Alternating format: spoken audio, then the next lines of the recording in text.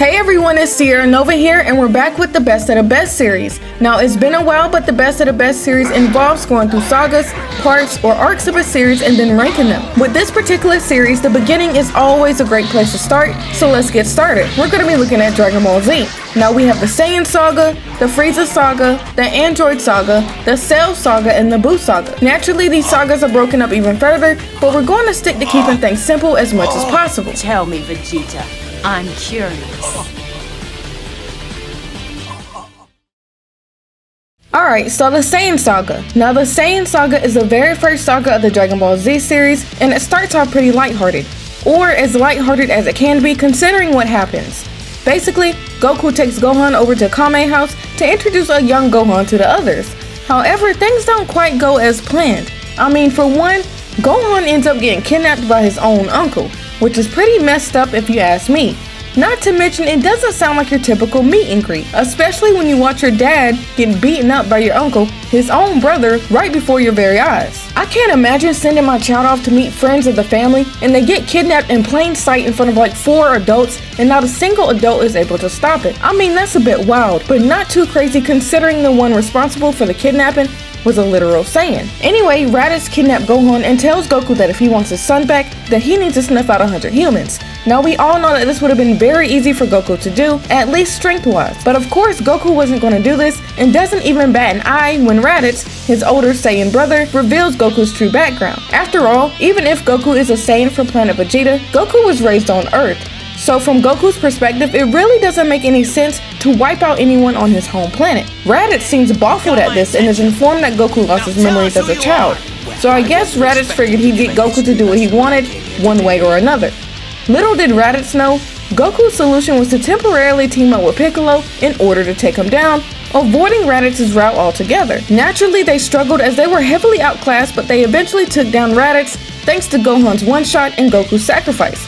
Goku literally had to hold him down, while Piccolo, who clearly had no issues with attacking both, readied his special beam cannon. It was probably almost like a 2-for-1 deal for Piccolo at the time. Anyway, this actually cost Goku his life, though before Goku passes on, they learn from a fatally injured Raditz that there are 2 more Saiyans even stronger than Raditz. So not only did it take 2 warriors to take down 1 Saiyan, but they had not only 1, but 2 more additional Saiyans coming to Earth. Anyway, Goku and Raditz pass on, and then we see Gohan getting kidnapped a second time, but by Piccolo this time. And seeing as Chi-Chi wasn't there and Goku definitely wasn't there anymore, there isn't anyone to stop him from taking Gohan. So Piccolo does just that and ends up training Gohan to prepare for the arrival of Vegeta, Bulma's future husband, and Nappa. Anyhow, we skip forward a bit and the Z Fighters confront Nappa and Vegeta, which didn't really do them any justice. Yamcha gets folded by a Saberman, Tien loses an arm, Chaozu blows himself up, Piccolo passes on due to protecting Gohan. I mean, the Z Fighters basically crumbled until hardly anything was left.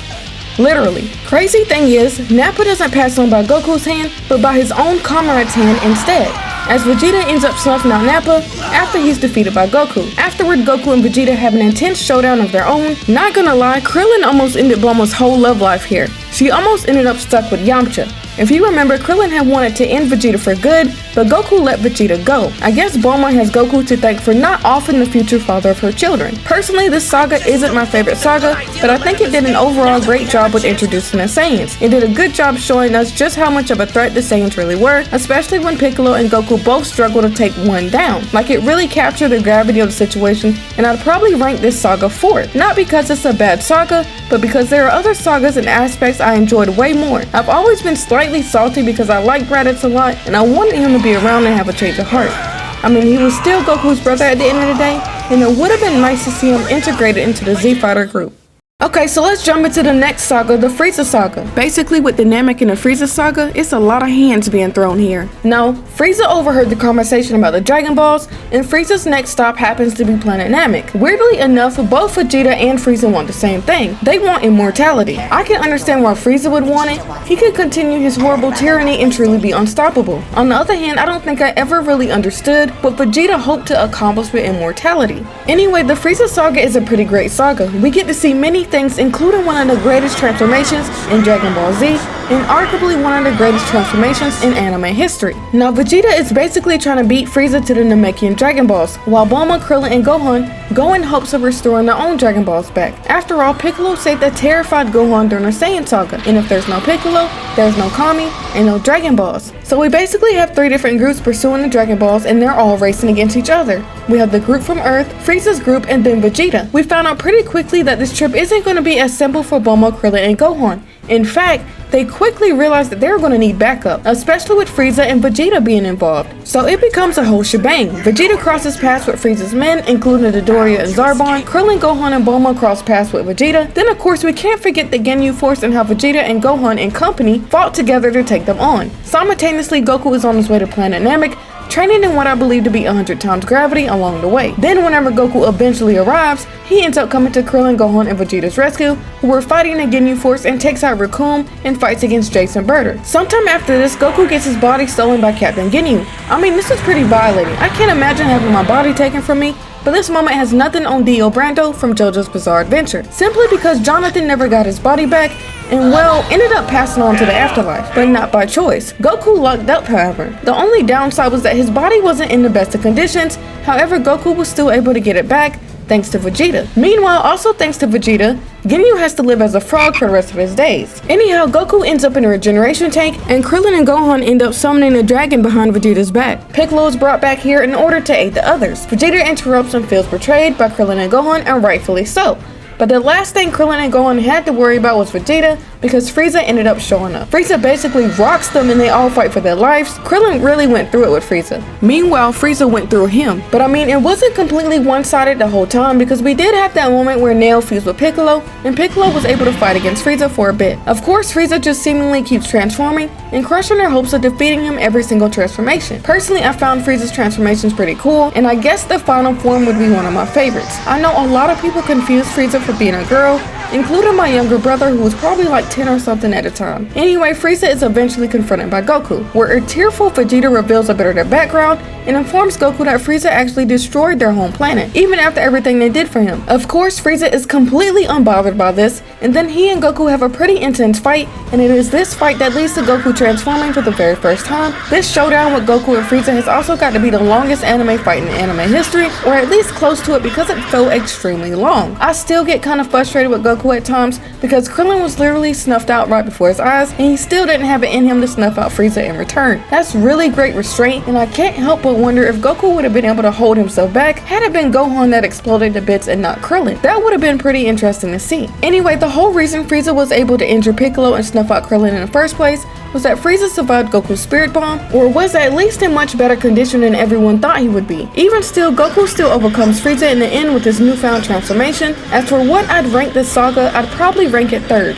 Again, it's not because it's a bad saga, but I have my heart set on my favorite Dragon Ball Z saga. If I have to be completely honest, I really didn't want to rank this saga 3rd, especially seeing as we get such an amazing transformation from Goku, and we see one of the most iconic fights in Dragon Ball Z, but hopefully it'll all make sense soon. Alright, so let's get into the Android Saga and the Cell Saga. Now, the Android Saga and the Cell Saga were sagas of humbling. Vegeta got humbled and checked by Android 18, the androids got humbled and checked by Cell, and then Cell got humbled and checked by Gohan. So let's start getting into it. So basically, a mysterious Saiyan, later revealed to be known as Trunks, appears before the group, claiming to be waiting for Goku. Interestingly enough, Frieza and King Cold appear before the group, and he wastes no time in taking them out. And I must say, what an entrance. That aside, there's one problem. How in the world could Trunks be a Saiyan when Goku and Vegeta are the only full Saiyans? Not to mention, planet Vegeta had been wiped out and not many escaped its destruction. It didn't make any sense to Vegeta, and to be honest, I didn't understand it at first either. It completely went over my head because I never saw Vegeta having a kid. For some reason, I just thought it'd be impossible. Obviously, I turned out to be wrong because Trunks is Vegeta's son, which explains how he was able to turn Super Saiyan. So the Android Saga and the Cell Saga are my favorite sagas, and I'd rank them first. For starters, I love the bit with Trunks showing up and explaining what happened to future Gohan in his timeline. It was darker, and for the first time, I felt like Dragon Ball Z had actual consequences and weren't able to rely on their crutch known as the Dragon Balls. As morbid as it sounds, I enjoyed the future Z-Gang falling victim to the future androids, and I enjoyed future Goku passing due to a heart virus. We see just how much of an impact Goku makes and how essential he is to the group, because had future Goku been alive, I'm sure he would have stood a chance. I mean, he always finds a way at the end of the day. I must say, I'm not sure if he would have gone as far as to go into hiding until Goku was strong enough to face him, but wondering about how Goku would have acted had he still been alive is part of the fun part. But back to the matter at hand. Goku shows up just as Trunks said he would, and Trunks decides to test his powers a bit. Goku doesn't seem fazed at all.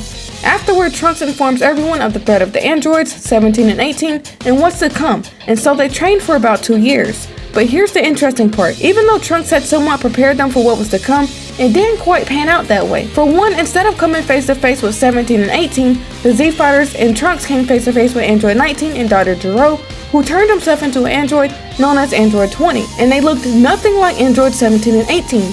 In addition, whenever they did finally encounter 17 and 18, they were a lot stronger than future Trunks remembered. There was also the incident with the heart virus. Even though Goku still got the heart virus, he didn't get it when he was originally supposed to.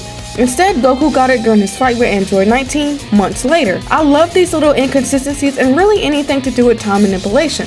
I've always been fascinated with it since it was shown here in Z. One other thing that was pretty interesting was Cell.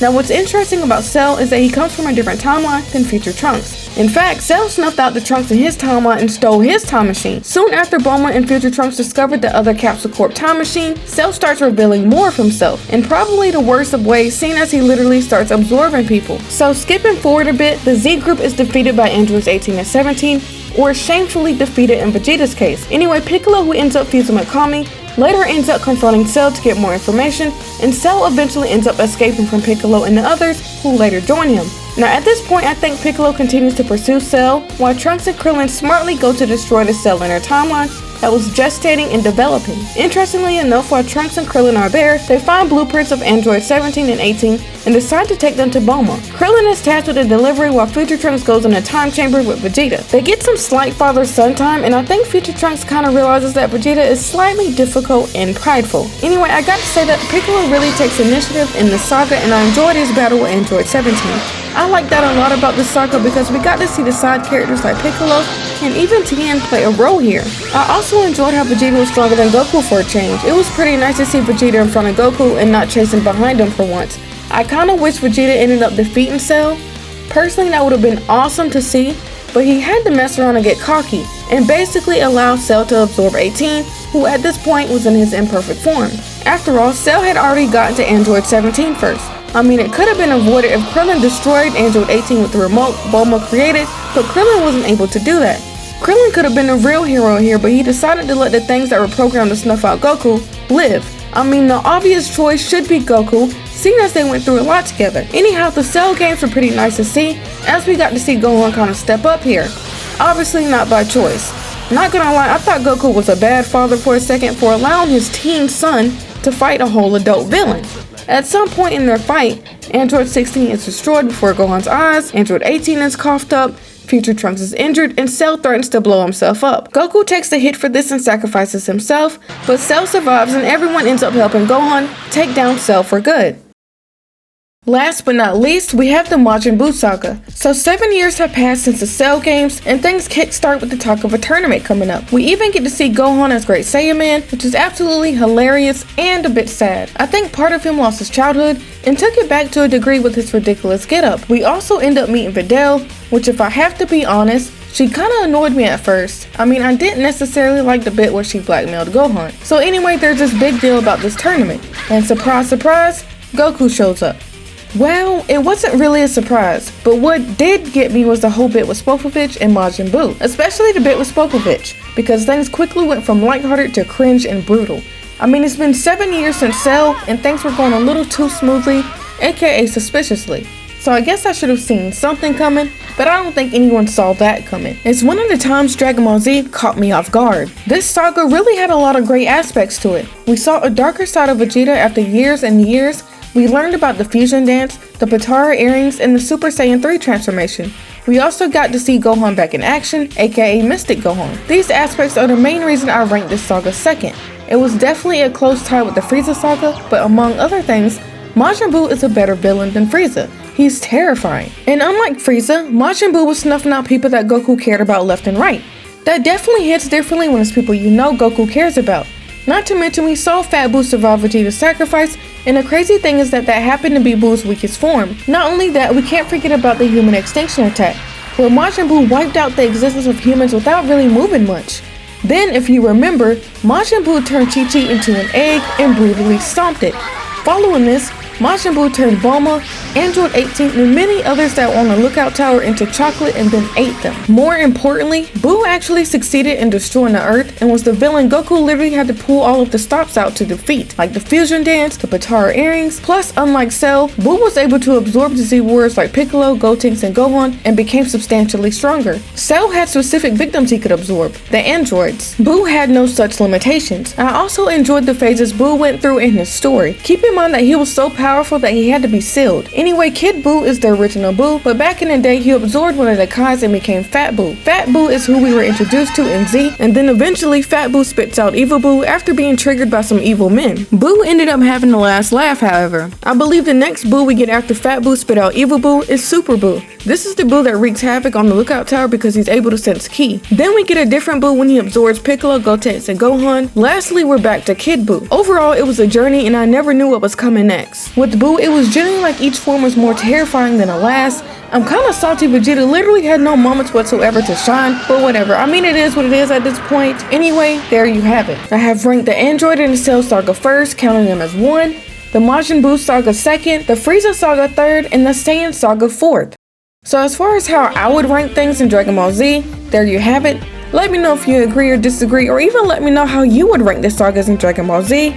Thank you for tuning in. Sierra Nova is out.